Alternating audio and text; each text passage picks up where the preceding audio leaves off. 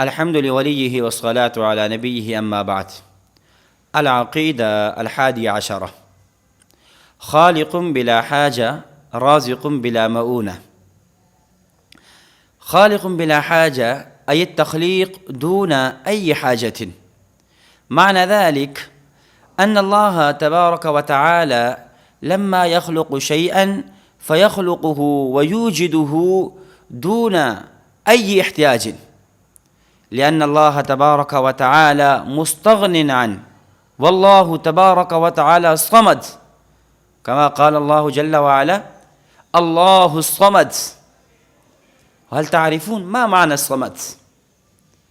قد بين الإمام المفسر الكبير أبو البركات النسفي رحمه الله تعالى في كتاب مدارك التنزيل، بين معنى الصمد، يقول: لا يحتاج إلى أحد ويحتاج إليه كل أحد، هذا هو الصمد. فلذا أن الله تبارك وتعالى يخلق ولا يحتاج إلى أي أحد، لأن صفته إنما أمره إذا أراد شيئا أن يقول له كن فيكون. وكذلك الفقرة الثانية: رازق بلا مؤونة، أن الله تعالى هو يرزق من يشاء بغير حساب، هو الرزاق ذو القوة المتين. قال الله تعالى: وما من دابة في الأرض إلا على الله رزقها. لكن لا يتحمل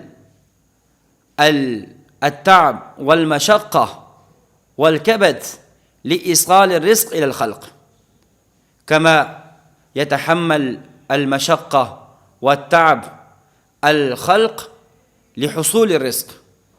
أن الله تعالى مستغن هذه المشقة، هذه التعب، هذه الكبد.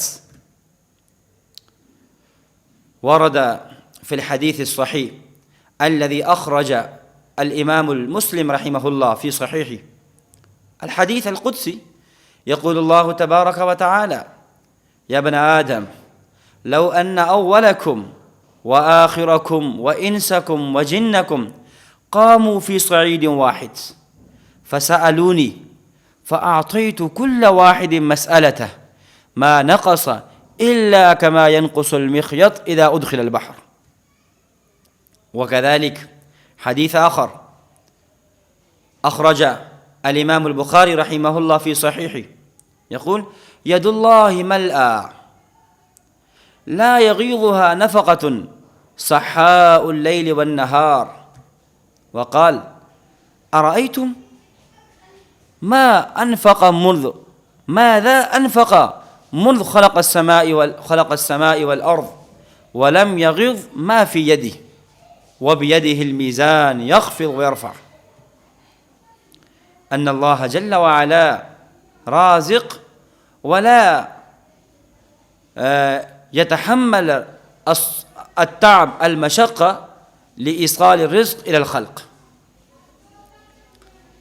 وأما بالنسبة الله تبارك وتعالى، وأما بالنسبة الإنسان، يقول الله تعالى: لقد خلقنا الإنسان في كبد، أي خلق الإنسان في كبد، في الجهد، في المشقة.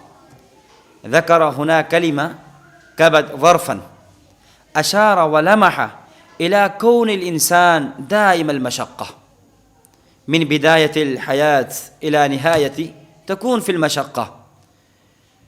نسأل الله تعالى أن يوفقنا العقيدة الصحيحة.